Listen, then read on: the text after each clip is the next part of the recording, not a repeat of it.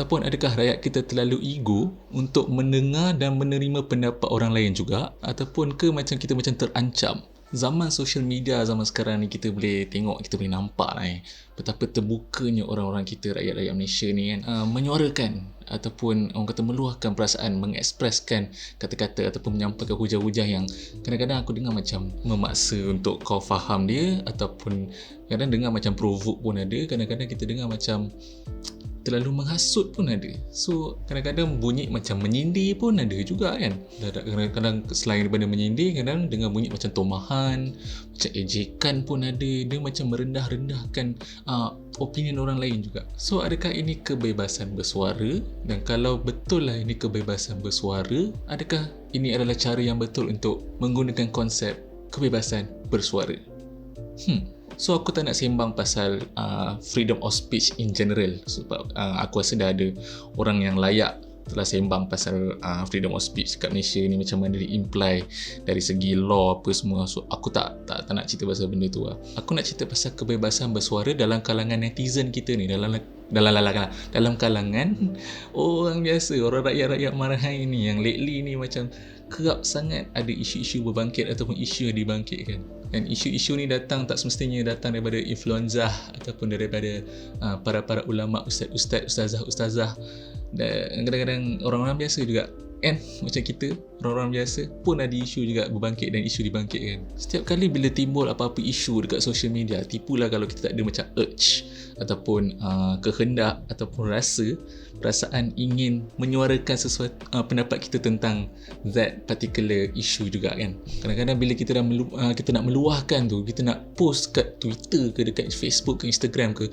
kita tak fikir tahu akibat dia, consequences dia, apa orang akan fikir pasal diri kita lepas kita cakap benda tu, tanpa kita fikir benda ni betul ke tidak, fakta yang aku sampai ni legit ke kan, ataupun kita tak ada rasa macam bila kita menyampaikan, bila kita post sesuatu tu, kita tak ada rasa macam orang ni mesti kalau aku post ni tak ada ke orang yang terasa ke, tersinggung ke, macam boleh ke aku post benda ni? Contoh misal katalah isu yang sangat common dalam kalangan rakyat Malaysia, especially orang-orang biasa macam kita, ataupun artis pun sendiri pernah kena, selebriti pun pernah kena. Kita nak cerita pasal isu aurat lah, senang kata Setiap kali bila dekat Instagram ke, dekat Facebook ke, dekat Twitter, kalau ada orang post gambar, especially perempuan kan, setiap kali bila ada orang post gambar mesti akan ada komen-komen yang macam bangganya tayang sana, tayang sini, tak nak tutup ke aurat tu? Tutup lah betul-betul. Benda aurat ni kita kena jaga tau, ni nanti orang nampak lelaki akan rasa macam steam tengok kau. Ataupun yang paling direct sekali aku pernah jumpa, ini kalau dapat kat aku sedap ni, contoh lagi satu isu pasal anti-vax. Berapa ramai golongan-golongan anti-vax ni yang tak percaya pada vaksin, melemparkan hujah-hujah diorang yang tak ada point, yang fakta yang tak legit pasal anti-vax, and diorang siap menghasut korang untuk tidak vaksin juga. What the hell is this? Adakah ini freedom of speech, tuan-tuan dan puan? Dah siap menghasut, bangga pula tu dengan fahaman dia ingat dia betul je seorang. Dia tak tahu dia sebenarnya palatau kan. Jadi apa masalah rakyat kita sampai boleh jadi benda-benda macam ni tau? Adakah kita ataupun diorang terlalu rasa yang diorang ni betul sangat, ataupun diorang rasa diorang ada hak untuk jadi sombong sebab diorang tahu sesuatu isu itu, diorang tahu the real context of the issue, ataupun diorang tahu apa yang diorang nak cakap macam tu. So diorang macam aku pandai kot benda ni, so kau kena dengar cakap aku. And diorang ada hak untuk rasa macam tu, diorang ada hak untuk rasa sombong. Ataupun adakah rakyat kita terlalu ego untuk mendengar dan menerima pendapat orang lain juga? Ataupun ke macam kita macam terancam? Tapi kalau kita terancam lah apa semua tu, macam alasan-alasan yang aku sebut tadi tu, apa sebab dia? Kenapa? Adakah juga sebab kita takut terlepas train, takut macam kita tak dapat untuk jump into the bandwagon, so kita macam tak nak nampak yang kita ni macam tak ambil tahu tau, so kita berebut-rebut nak bagi tahu apa yang kita tahu juga, padahal pada tu kita tak patut ambil kisah pun. Ataupun takut macam ketinggalan kan, kalau kita tak dapat tahu macam tea baru yang di-spill kan, teh yang telah ditumpahkan, kita rasa macam aku tertinggal train ke, aku rugi lah aku tak dapat tahu pasal benda ni. Kenapa aku kena korek ni? Bila dah korek, dia dah dapat satu info, dia pula cerita aku pun pernah kena macam ni, Mamat ni memang macam ni sikit, Minah ni memang kerik sikit, apa semua. Mesti ada benda nak sebut kan pasal apa-apa isu yang muncul kat social media kan. Boleh jadi kita mungkin tak faham ataupun kurang faham ataupun malas nak faham, maknanya tak ada sifat curiosity itu tentang limit ataupun had kebebasan bersuara, which akan cenderung ke hate speech tiba-tiba kan. Bagi aku berkenaan isu ini sebenarnya, dalam setiap perkataan yang kita hamburkan, yang kita lemparkan kepada sesiapa saja dalam social media, sebenarnya ada limit dia, ada batas dia. Walaupun kita panggil benda tu kebebasan bersuara, kita kena sentiasa ingat segala perbuatan kita yang ada di social media, segala percakapan kita, perbualan kita itu mencerminkan diri kita in real life sebenarnya secara tak sedar benda tu. Macam aku cakap tadi, freedom of speech ada had dia. Tak perlu kita menyinggung, tak perlu kita menyindir, tak perlulah kita menyakiti hati sesiapa, dan yang paling teruk sekali bila kau palatau. Tapi sebaliknya kau bagilah sesuatu yang motivate, bagilah sesuatu yang positif, bagilah sesuatu yang membina kata orang kan, dan bagi fakta-fakta yang terbukti benar, legit kata orang. So kat situ kita sama-sama belajar lah kan. Dan dalam diri kita ni guys, kita kena wujudkan satu perasaan, satu sikap yang dipanggil empathy, especially bila ada orang menyuarakan pendapat diorang kan. Kita tak bolehlah terlalu cepat, orang kata tu, melatah, meradang ataupun react secara pantas gitu kan. And kita pun tak boleh cepat judge dengan apa yang disuarakan, apa yang dihujahkan itu. Sebaliknya kita kena berfikirlah kan, kenapa dia bercakap macam tu. Mungkin kita boleh perhatikan background dia ni asal dari mana kan, kenapa, apa ilmu yang dia ada sampai yang dia boleh keluarkan fakta-fakta yang macam tu kan. Apa yang dia lalui kita tak tahu. So kita kena ingat, manusia kat muka bumi ni guys, kita dilahirkan dalam keadaan yang berbeza, background yang berbeza. Kita kena tahu ilmu, pengalaman dan skill kita pun yang kita harungi, yang kita dapat, yang kita earn kat dalam hidup kita pun berbeza guys. Exposure terhadap ilmu dan pengajaran yang kita dapat pun berbeza-beza dengan orang lain. So bagi aku, why not kita belajar from each other kan.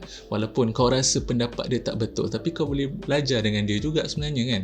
And kalau kau betul-betul tak sehaluan dengan dia orang, aku rasa tak salah kalau kita bertanya. Dan kalau kau rasa still kau tak boleh terima juga dia punya pendapat, let it be. Kau biarkan dia je.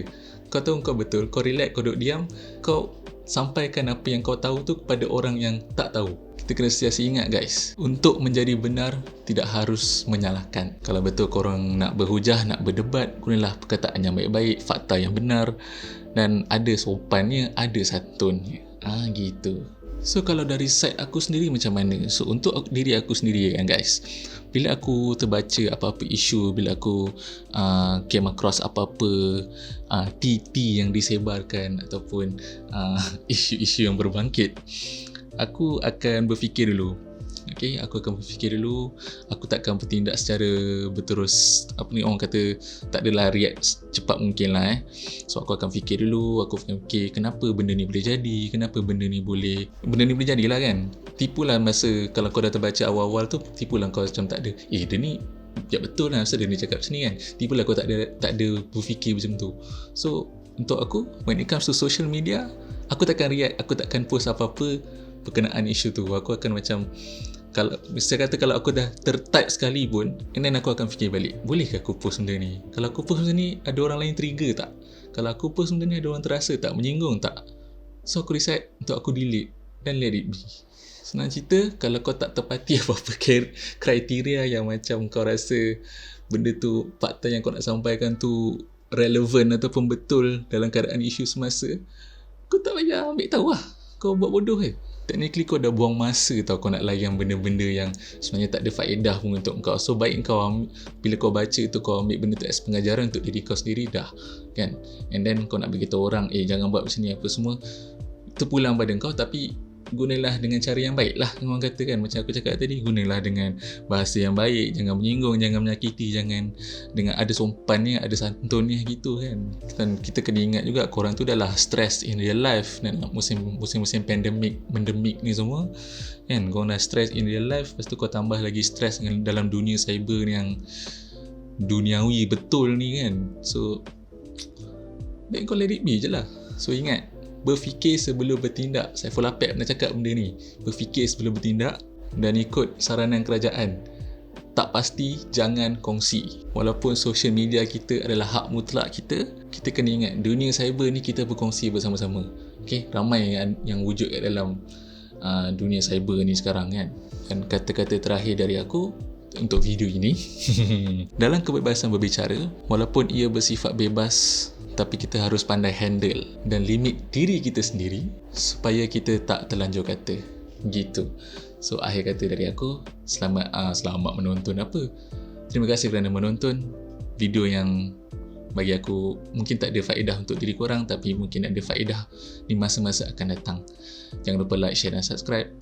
Terima kasih kerana menonton. Adios.